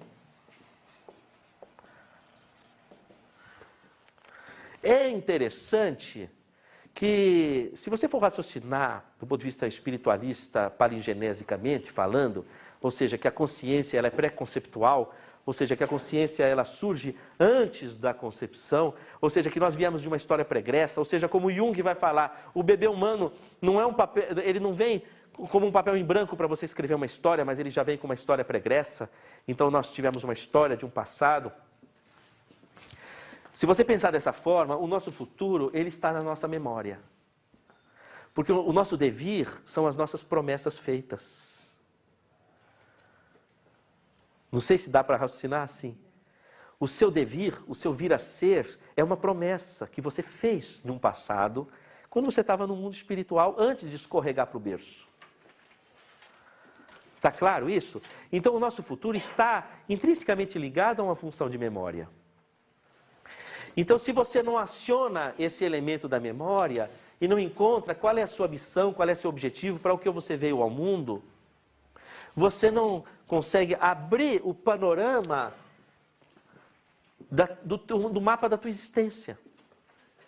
Então, a mente fica somente agregada ao passado. Só que uma mente agregada ao passado é uma mente de dor, de melindre, de problema, de angústia, porque essa é a vivência de nosso passado. Estas são as experiências do nosso passado. Então, eu sempre pergunto para o paciente assim, qual é a tua missão, para o qual você veio ao mundo? Porque ele precisa de acionar os mecanismos de memória que tragam os horizontes de sua existência. Porque quando eu começar a tratar ele, seja espiritualmente, seja psicologicamente, ele vai ser arremessado em direção a esse destino. E se ele não souber qual é essa direção, ele se perde. E ele deteriora as energias propulsoras dessa trajetória. Fui claro na questão? Muito bem. Então precisa encontrar isso. Aí você encontra um futuro. Não, eu quero ter um futuro de paz, de serenidade. Eu quero ter um futuro de entendimento, de felicidade. Ótimo. Você quer um encontro com Deus, porque esses são atributos de Deus. Ótimo. Da sua estrutura presente, quais são os passos que você tem, atitudes que você tem que tomar para chegar até lá? Bom, você já definiu uma linha. Aqui, nessa linha de comportamento, já impõe que você vai encontrar pessoas em mesma sintonia, vai agregar uma psicosfera espiritual de mesma sintonia, de mesmo padrão, vai ter percepções de caminhos, de atitudes, de soluções, de ações, de palavras que levem a essa direção. E, alicerçado nessa linha, você vai ter um ângulo de visão do passado que te permite avaliar dos elementos do seu passado, os fatos que efetivamente têm uma relação causal com o seu destino. Ah, é verdadeiro que ela foi molestada pelo pai. É verdadeiro. Mas essa verdade está inserida na linha de vida da pessoa e tem uma relação causal com o seu destino? É outra história. Porque eu já vi pacientes nessa trajetória dizer assim, doutor, o que me trouxe aqui foi esse trauma do meu passado, mas ele já não tem nenhuma importância mais para mim. Eu acho que efetivamente isso não teve interferência no meu destino. A partir do momento em que eu escolhi esse destino, aquilo já não mais me afetou. Mas as coisas do passado que me chamam a atenção foram tais e quais fatos que eu não tinha prestado atenção e que me marcaram, e que eu vi quão importantes foram para mim, e que fizeram com que eu estivesse aqui e tomasse as decisões que eu estou tomando. Estou sendo claro? Entende? Então, o nosso passado é como a imagem de um caleidoscópio. Conforme a posição em que nós nos localizamos no presente, nós enxergamos uma paisagem diferente. E se nós estamos bem posicionados aqui, nós vamos extrair do passado os elementos que efetivamente têm relação com esse destino. Então é muito importante avaliar do paciente qual é essa trajetória. Eu costumo dizer o seguinte, imagine um eixo cartesiano. As abscissas representam o estar no mundo. A pessoa do mundo, sua profissão, sua vocação, sua estabilidade social, suas atividades de cidadania, sua família, a sobrevivência, não é? E as ordenadas, a transcendência. Porque se Jesus Cristo foi crucificado, se sujeitou à crucificação para dizer que devemos nos amar uns aos outros e que a vida é um contínuo para a eternidade, deve valer a pena, deve ser muito importante nós dedicarmos alguma coisa da nossa vida a essa mensagem, é ou não é? Então, é isso que eu estou chamando de transcendência. E a nossa missão deve ser uma composição vetorial desses dois eixos. Aqui está a nossa missão.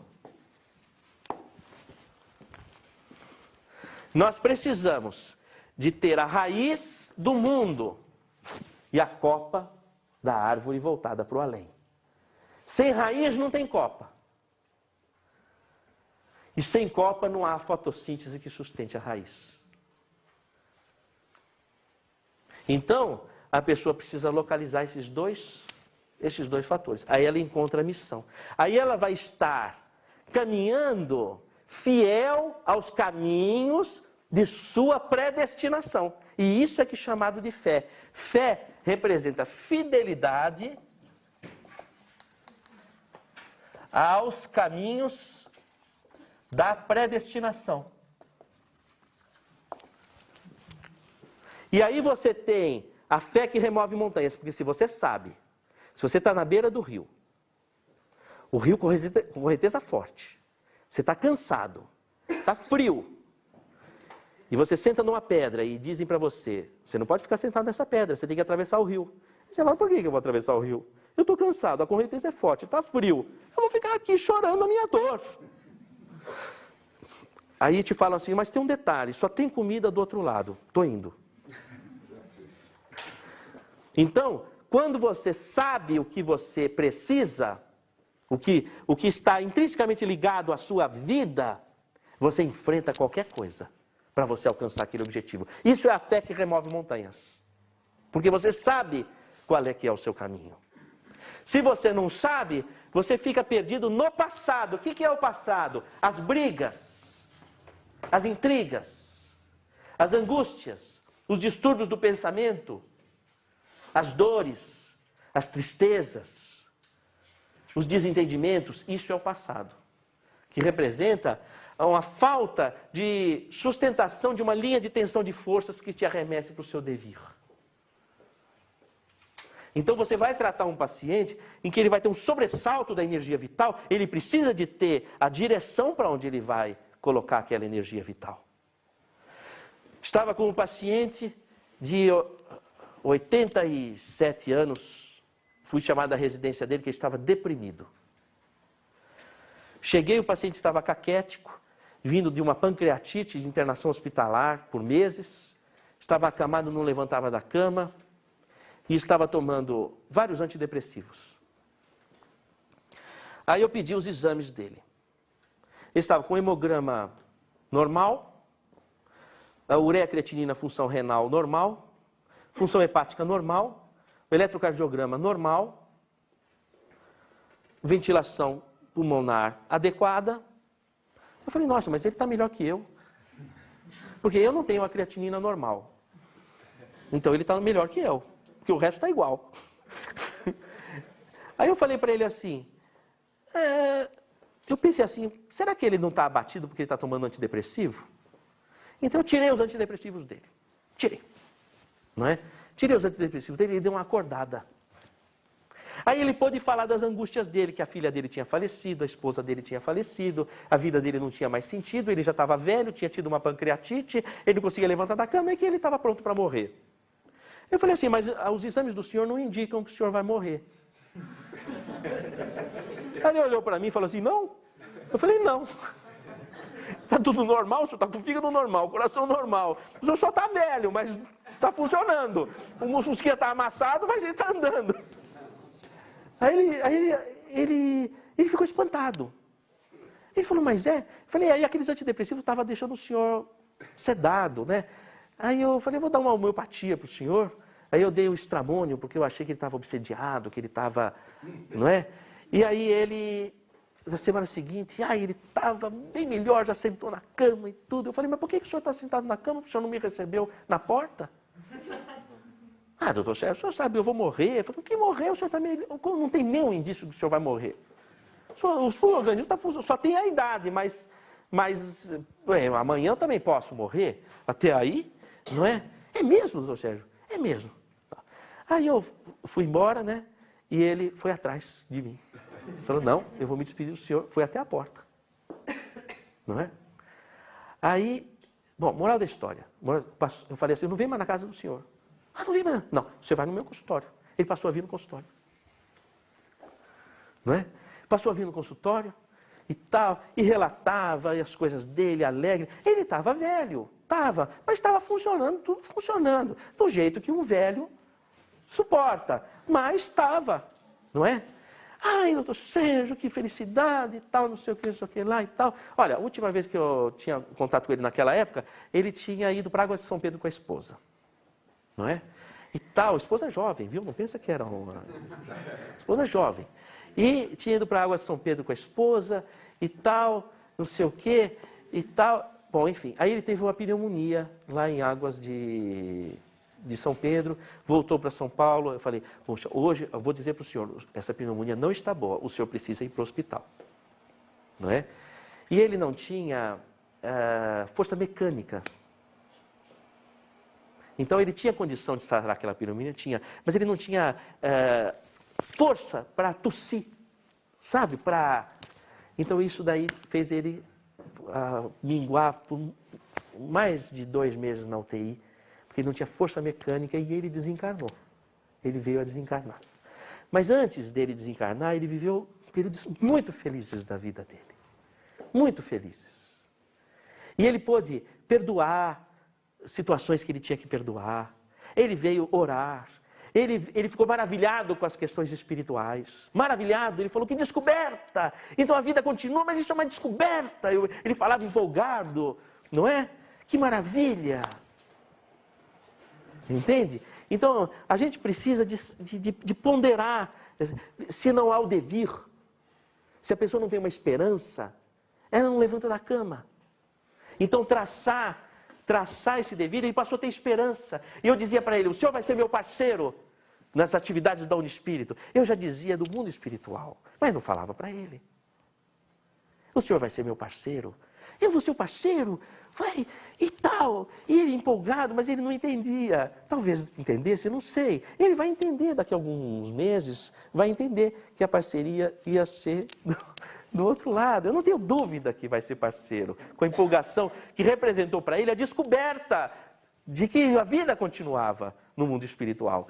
E que quando ele via a mãe dele, minha mãezinha, que vestido lindo, ele não estava alucinando, ele estava vendo a mãe dele que tinha sobrevivido à morte do corpo físico. Ele falou, que maravilha, eu estou vendo a minha mãe.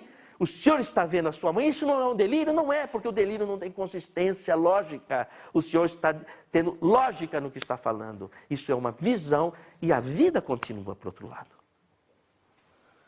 Então, se nós não temos um visionário desse futuro, nós não saramos de nossa doença. Então é muito importante traduzir essa configuração na assistência ao paciente. Veja, eu vou fazer um intervalo com vocês.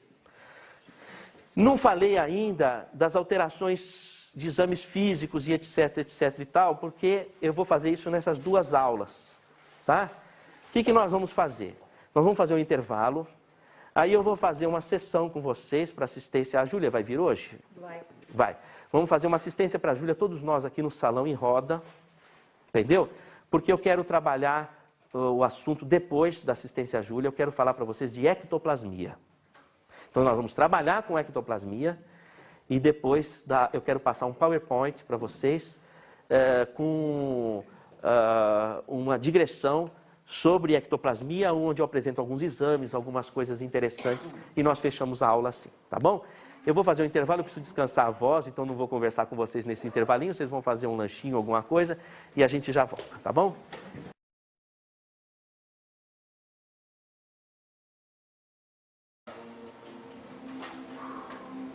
Aqui é o seguinte, nós temos os domínios da anatomia humana, o corpo humano. O nosso corpo humano, pelo progresso da medicina, vem sendo entendido cada vez mais, de uma forma mais complexa, transcendendo aos limites dos domínios anatômicos. Então, você tem desde do mundo submicroscópico, que vem trazendo outras características para a visão estrutural do nosso organismo, até, por gentileza, as técnicas que vêm demonstrando a parte bioelétrica e magnética do organismo. Então você tem os eletroencefalogramas, eletrocardiograma, as ressonâncias nucleares magnéticas, que vão chegar, inclusive um dia, a visualizar certamente os meridianos que a acupuntura já traduz nos seus tratados de anatomia, ou os centros de força, os chakras que os hindus também demonstram, e no progresso da medicina nós vamos ver que a anatomia humana transcende aquilo que os nossos dedos podem palpar e vamos dizer assim, é uma anatomia que age em rede e em conexão com todos que estão à nossa volta, como um sistema de telefonia, né, vamos dizer assim, de conexões. Um estudioso dessas energias foi o Albert Schrenck-Notzing. O Albert Schrenck-Notzing foi colega de Freud na escola de Charcot, no Hospital de Salpêtrière, onde foram desenvolvidas as teorias e os modelos de compreensão da anatomia psíquica usados atualmente, como a psicanálise do Freud, a psicologia analítica do Jung. E o Albert Schrenck-Notzing estudou aquilo que é uma obra dele, que não está traduzida ainda para o português, que é Le Phénomène physique de la médiumnité, os efeitos físicos da mediunidade nos estudos de ectoplasmia.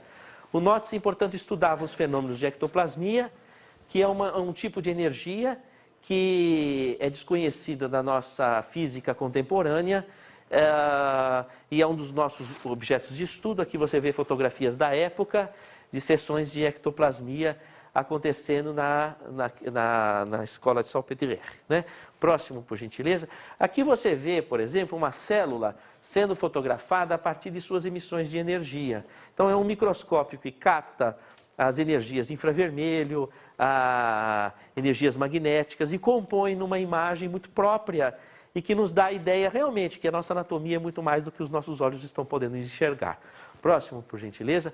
Aqui nós temos uma célula vista a partir do microscópio convencional, a partir de uma coloração que registra o esqueleto da célula. Uma célula, ela possui um esqueleto. E a estrutura, esse esqueleto é um esqueleto de microtúbulos. São dímeros de dineína que se organizam como um joguinho de como que chama? Lego. E que vão compondo tubulações. Não é? Vamos para o próximo, por gentileza. Essas tubulações, elas são responsáveis pela integração de todas as estruturas dentro da célula. Por exemplo, aí nós temos os cromossomos, que são interligados por essas tubulações, e essas tubulações é que promovem os movimentos do cromossomo dentro da célula, maiormente nos processos de mitose, da divisão celular, da multiplicação da célula, ou das diversas funções celulares. Quer dizer, esses microtúbulos, eles é que dão um movimento para as diversas estruturas da célula. Próximo, por gentileza, não é? Esses microtúbulos foram visualizados pela microscopia eletrônica e depois desenhos esquemáticos mostram didaticamente como que representam a sua estrutura. Próximo, por gentileza. Então, esses microtúbulos, eles apresentam vamos dizer assim, uma parte oca, como um cilindro, não é? E os cientistas têm investigado a existência de um tipo de onda que percorre a luz desse microtúbulo, que é chamada hoje de onda mental. Particularmente, o Roger Penrose, da Universidade de Oxford, ele, junto com pesquisadores, o Instituto de Física, Matemática e o Departamento de Anestesia, eles pesquisaram e comprovaram a existência dessas ondas. Nós temos um trabalho publicado junto ao Instituto de Física da Universidade de São Paulo e outros institutos de física de países estrangeiros, demonstrando, por exemplo, que a glândula pineal, pela proporção dessa onda mental em termos de frequência e amplitude, é a exata caixa de ressonância dessa onda mental que percorre os microtúbulos, numa publicação no Physical Letters que fizemos junto com o Instituto de Física de vários países. Aqui você tem o seguinte: quando você tem um neurônio, você veja que o transporte dos neurotransmissores se dá no percurso desses microtúbulos como se fossem trilhos. E esses microtúbulos se organizam a partir dos padrões da onda mental. Quer dizer, se você tem uma onda mental desestruturada, formam-se microtúbulos desestruturados e o percurso dentro do neurônio, dos neurotransmissores, se faz de forma truncada, como um trem que descarrilha, vamos dizer assim. E na medida em que você sustenta aquele mesmo padrão mental, você sustenta aquele tipo de organização desestruturada do fluxo dos neurotransmissores, trazendo para o corpo os problemas da alma. Quer dizer, a mente, ela vai ter uma influência na construção da citoarquitetura celular. E quanto você sustenta um determinado tipo de padrão mental, você vai fixando um padrão morfológico, um padrão de estrutura, muitas vezes desajustado. E é nesse caso que o paciente muitas vezes precisa de uma medicação para tentar reorganizar aquelas estruturas que foram mal articuladas, vamos dizer assim, não é? Próximo, por gentileza. O que nós vemos aqui é uma mitocôndria, que é uma organela celular, que é para onde vai o oxigênio que você respira, tá? Vamos estudar um pouquinho a respeito da mitocôndria. Essa é uma mitocôndria vista ao microscópio eletrônico, tá? E ela apresenta um conjunto de membranas de uma forma muito peculiar, como você pode observar aqui, tá? Nessas membranas, justaposto a essas membranas, ocorrem as reações químicas finais do metabolismo. Então, quando você respira, o oxigênio vai para a mitocôndria. E esse oxigênio desliza nessas membranas. E esse oxigênio ele vai servir de fio de prumo para o final do nosso metabolismo na produção de energia. E durante esse processo de produção de energia, vão ser geradas estruturas subatômicas, prótons e elétrons, que ficam disponíveis nesse jogo de membranas aqui. Vamos ao próximo, por gentileza, Rodrigo. Veja que coisa curiosa. Esse é o experimento de Rutherford, tá? O experimento de Rutherford demonstra o seguinte. Nós saímos da mitocôndria e agora estamos de outra sala, tá bom? O experimento de Rutherford demonstra o seguinte. Se você pegar um elétron, que é uma partícula subatômica, e você passar pelo buraco de uma fechadura, tá? Por um buraquinho, se o elétron ele é uma partícula, como por exemplo, um chumbinho de uma espingarda, não é? Puf, é uma partícula. Passa pelo buraco da fechadura e forma um ponto na parede, não é assim? Mas se for uma lanterna, a luz passa pelo buraco da fechadura e ela vai se espalhar na parede, não é assim?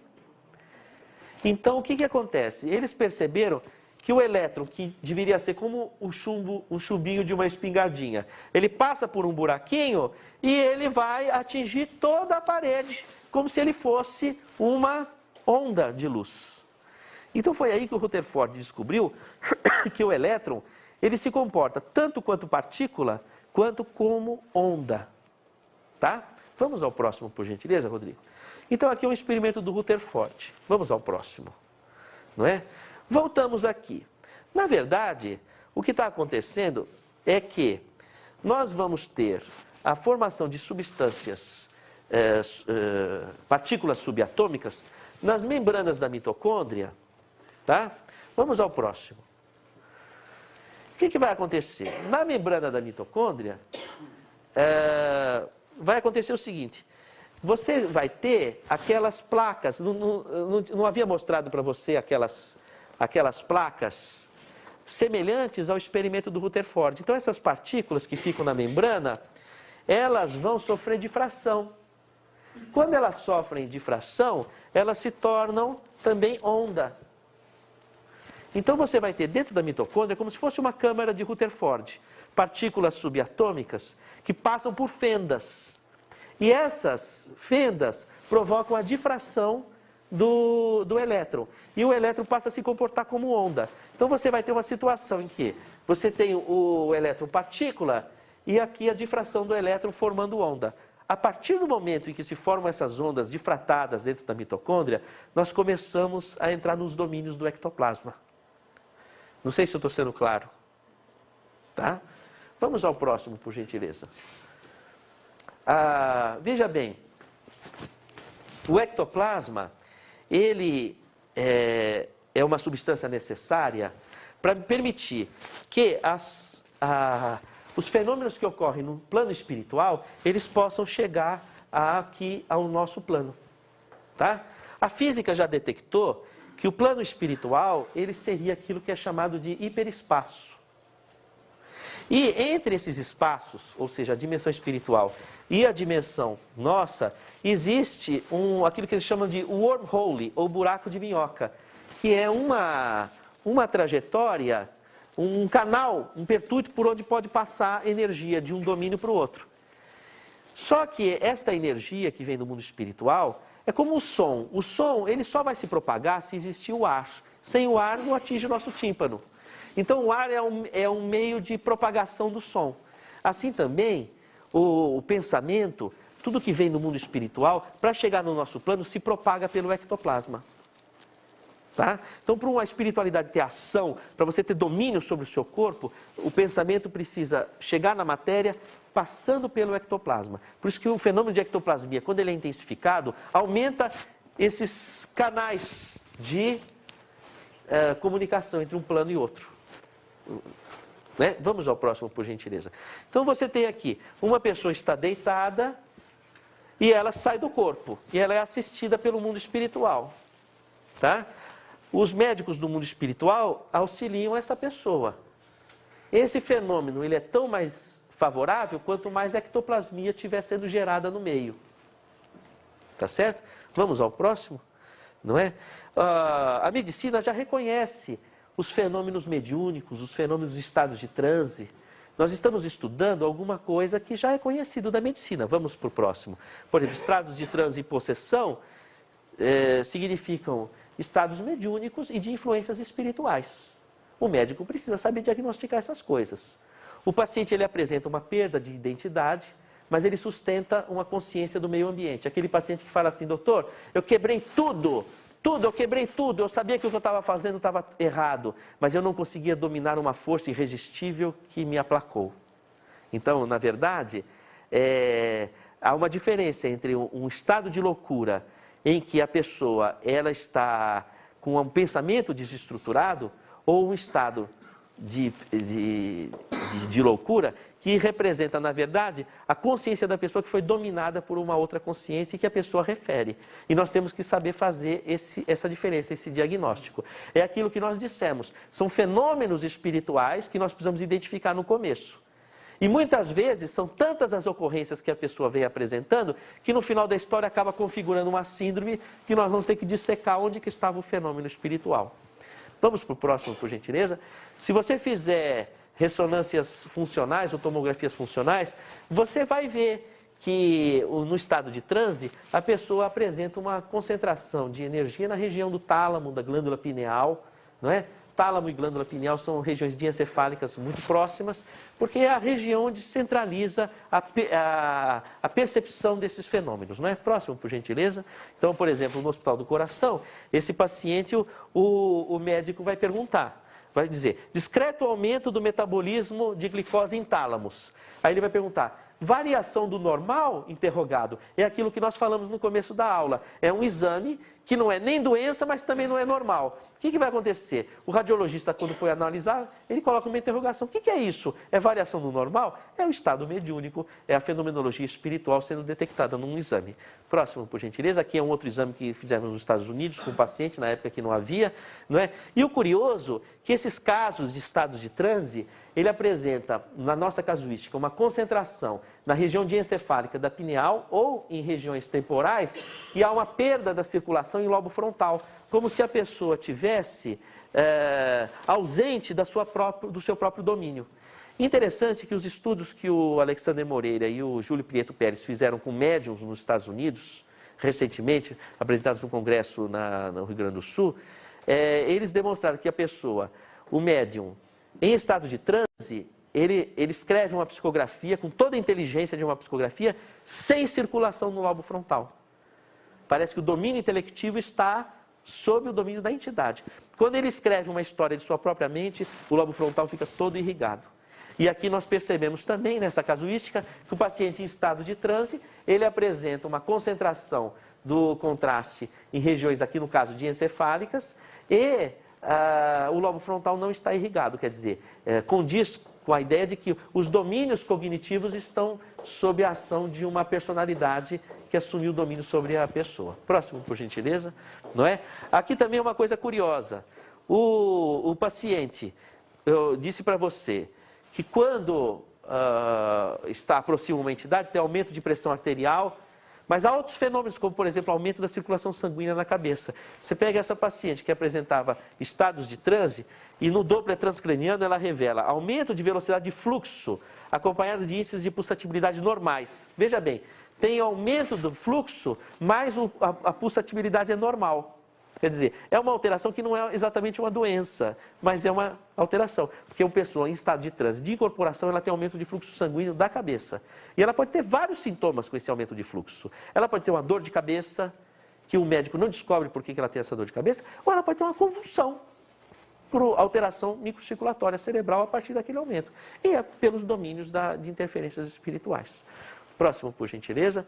Aqui esse é um caso muito interessante que nós acompanhamos, que o paciente apresentava, além das dores de cabeça, ele apresentava convulsões focais. Esse caso, vamos para o próximo, por gentileza. Ele foi atendido no Hospital das Clínicas com convulsão focal. O paciente tinha 15 anos, apresentava cefaleia persistente e apresentava no eletroencefalograma um foco Sharp lento, que é uma das características que nós vimos encontrando, que são as ondas lentas, padrões próprios da nossa casuística de casos de estados de transe. Não é? Próximo, por gentileza, o paciente foi hospitalizado, ele foi idantalizado, ele foi internado para tratamento, mas veja que coisa interessante, a doutora Mônica Haddad, inclusive foi nossa colega de turma, a ela foi encaminhado o caso com a seguinte ideia, o paciente apresenta quadros de pré-síncope, com mioclonias, que também é um padrão dos transes mediúnicos, e ele é encaminhado para um screening para ajudar num diagnóstico diferencial, porque, na verdade, ele havia sido internado por uma epilepsia e o quadro não estava se apresentando classicamente como uma epilepsia, quer dizer, ele não apresentava as alterações eletroencefalográficas e os padrões próprios de uma epilepsia. E o pessoal não estava entendendo exatamente o que estava acontecendo, não é? Nós acompanhamos esse caso por muitos anos, não é? Fazendo todo aquele processo, medicar o paciente foi melhorando e foi voltando para aquele estado em que os fenômenos espirituais se configuraram de forma mais clara e depois, próximo à transparência, ficou caracterizado como um fenômeno mediúnico, um médium fabuloso, fora de série, um trabalhador anônimo e muito dedicado e que transformou uma epilepsia, entre aspas, gravíssima, que era verdadeiramente um quadro de mediunidade. Esse tipo de situação eu não descarto nem sequer num paciente com deficiências cognitivas ou com limitações cognitivas, que eu acho que, na verdade, são grandes médiums, com grandes possibilidades, e a medicina ainda tem muito a pesquisar diante dessas possibilidades. Próximo, por gentileza, não é? Esse daqui é o seguinte, eu estava no Congresso de Dor, e o pessoal da Revista Brasileira de Anestesiologia fez uma receita para o pessoal que estava com dor. Primeiro, durma. Segundo, faça sexo. 3, mexa-se, controle seu peso e se exercite à luz do sol nascente. 4, relaxe e medite. 5, tenha fé no Ser Supremo, ame-se a si mesmo e reze. Olha lá, Revista Brasileira de Anestesiologia. Achei interessante essa... Sorria, gargalhe, mantenha o bom humor. Busque, cultive e usufrua as amizades. Climatize, né, o seu ambiente, o lar, o hospital, o trabalho. Aprecie os sons da natureza. Ame a boa música. Coma peixe, soja, linhaça, canja, carboidratos. Né, a opinião deles, né? Combata a depressão, estresse e ansiedade. Seja amigo de seu médico. Então, é uma receita interessante que incluía a parte espiritual, porque quem é que esteja fazendo a medicina honestamente... interessado no seu paciente, não pode desconsiderar que esses fenômenos espirituais cada vez mais estão apresentando suas caras, suas características, exigindo do médico uma melhor compreensão sobre a questão. Próximo, por gentileza. Nós fizemos um seminário no Conselho Regional de Medicina. Esse seminário, inclusive, foi também matéria de capa da revista Isto É, no período, e uma das conclusões do seminário foi um roteiro de, vamos dizer assim, eu não vou dizer regras, mas de ideias de encaminhamento daquilo que poderia ser o tratamento espiritual na área médica. Primeiro, né, princípios fundamentais do tratamento espiritual. Aliado à medicina, o tratamento espiritual representa uma terapia complementar. Sendo assim, não trabalhamos com terapia alternativa, mas com um modelo integrado biopsico-sócio-espiritual, em que cada sistema integra o outro sem substituir o outro. Desta forma, a lógica e os princípios do tratamento espiritual devem ter coerência com a lógica clínica. Se você está raciocinando espiritualmente, isso tem que coincidir com o raciocínio psicológico e com o raciocínio clínico. Tudo no mesmo ponto, senão alguma coisa está errada. Não é? Então a gente precisa trabalhar com essa lógica em todos os domínios, porque a verdade é uma só. O paciente está ali com características e necessidades que representam um caminho, não é? É o camelo que precisa passar no fundo de uma agulha, não é? É aquele buraco que ele tem que passar, é um ponto, não é? E tem que haver essa coincidência. Próximo, por gentileza, Rodrigo. Né? No tratamento espiritual podemos utilizar diversas técnicas de intervenção. Por exemplo, a prece, a imposição de mãos ou o passe. A bênção, a magnetização da água, o mediunismo, veja, qual é a característica cultural? Não importa, importa a essência, não é? Mas nenhum elemento da fenomenologia religiosa substitui a essência, que é a transformação da personalidade de forma construtiva e positiva. Quer dizer, existe uma teleonomia humana em direção à capacidade de sermos solidários. É para essa direção que nós devemos caminhar. A finalidade do tratamento espiritual é a transformação da pessoa, sendo as técnicas instrumentos acessórios de seu poder de transformação. É como diziam os budistas, a virtude supera a magia. Nós precisamos sempre de ter isso em mente. Próximo, por gentileza. A medicina, nas pesquisas sobre espiritualidade, deve buscar entender o fenômeno natural no universo da diversidade cultural das muitas expressões religiosas. Não importa para mim se eu estou na África, num chão de terra, numa taba indígena, se eu estou numa mesa Luís XV, francesa, não importa a cultura, nós precisamos de ver a essência do fenômeno que está por trás dos aspectos culturais. Então, as pesquisas em medicina e espiritualidade precisam, vamos dizer assim, contemplar a investigação desses fenômenos em quaisquer culturas ou religiões, certo? O processo de cura é de responsabilidade do paciente, na busca ativa da transformação da realidade. O Emmanuel dizia, somente você tem a capacidade de resolver os grandes labirintos de sua consciência, tá? Os grandes enigmas de sua consciência. Literalmente é isso. Somente você tem a chave para resolver os grandes enigmas de sua consciência. Quer dizer, na verdade, o médico ou o terapeuta é um obstetra, ele está do lado. Porque o obstetra, ele não faz o parto, né? O neném nasce sozinho, ele só fica segurando. Entende? Por isso que chama obstetra, obstar, quer dizer, estar ali para segurar, obstar, né? Então, então, o processo de cura é de responsabilidade do paciente na sua busca ativa de transformação da realidade, consciente ou inconscientemente, sendo que qualquer intervenção médica representa uma prestação de auxílio. Assim também, o tratamento espiritual representa uma ajuda no processo de cura. Quer dizer, quando a pessoa não quer, por mais que você faça, é muito difícil você obter o resultado. Precisa haver a participação da pessoa. A gente faz o que pode, faz o possível, deixa para Deus o impossível. Essa questão é muito importante para não deixar a gente muito ansioso, não é? Porque a gente quer ver a pessoa bem e a pessoa ela não está instrumentalizada para isso, não é o tempo dela. A gente tem que ter paciência, fazer a nossa parte e esperar a natureza, na sua história, gerar o momento certo para a pessoa poder se transformar. O tratamento espiritual pode envolver dois tipos de resultados. Um tipo é a cura espontânea ou milagrosa, realmente um fenômeno estatístico anômalo, não é? Por exemplo, o caso da Magali, não é? Esse aqui foi uma cura milagrosa. Não é? É um fenômeno estatístico anômalo. Esses fenômenos, eles existem. Tem um trabalho italiano muito interessante, que o autor ele demonstra o seguinte, que os fenômenos anômalos não entram na estatística médica, porque eles saem fora da curva de Gauss. O que acontece? Acontece assim, você vai fazer uma pesquisa, por exemplo, do tratamento do câncer através de um medicamento. O medicamento você vai tratar, por exemplo, 1000 pessoas. Aí você tem uma média, você tem uma parte que melhorou bem, uma parte que curou e outra parte que não sarou. E uma média que teve boa evolução, não curou, mas teve uma boa evolução, vamos dizer assim. Teve um bom prognóstico, tá? Aí teve um caso que o cara não tomou o quimioterápico, foi numa rezadeira e se curou. Mas foi um caso em 1000. Sai fora da estatística, eles não colocam. Porque sai fora da curva de Gauss. Aí não aparece na literatura médica os casos de milagre. É o chamado fenômeno anômalo, porque ele sai fora do padrão estatístico. Tá? Ele sai fora, mas existem esses casos. Existem esses casos. Mas o que nós estamos dizendo é o seguinte, que o tratamento espiritual, ele contempla esses milagres, mas, quer ver uma coisa?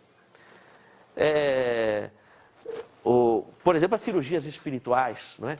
Agora, vale a pena pensar o seguinte, nesse aspecto, vale ressaltar que sem necessariamente questionar a veracidade desses fenômenos das cirurgias espirituais, desde já nos opomos aos métodos cruentos, com incisões ou perfurações ou quaisquer métodos que firam a ética ou a saúde pública. Porque seria um contrassenso você imaginar que vem lá do mundo espiritual de luz, uma pessoa, um espírito, de um médico que diz assim, olha, não precisa fazer asepsia, você pode cortar a pessoa com um bisturi sujo de terra. Quer dizer, eu não estou questionando o fenômeno, porque houve esses fenômenos, mas eu estou questionando o encaminhamento do fenômeno, porque você não pode quebrar tudo aquilo que luminosamente a medicina construiu em termos de ética e saúde pública. Outro tipo de resultado, e este sim enfatizamos como mais plausível de integração com a parte médica, quando o tratamento espiritual, complementando-se ao tratamento médico, otimiza a resposta terapêutica deste ou melhora a qualidade de vida do assistido. Temos assim um deslocamento da curva normal gaussiana para planos de resultados prognósticos melhorados em todos os níveis. Quer dizer, o tratamento espiritual, ele é acompanhado do tratamento médico, otimiza o tratamento médico, dá outra perspectiva e muda os planos prognósticos da medicina convencional. Esse sim, eu acho que é o que nós devemos buscar, porque o milagre a gente tem que esperar, é Deus que faz. Mas esses resultados nós podemos mensurar e acompanhar com com os domínios do nosso empenho, não é? E aqui ficam as vibrações de muita paz e muita luz.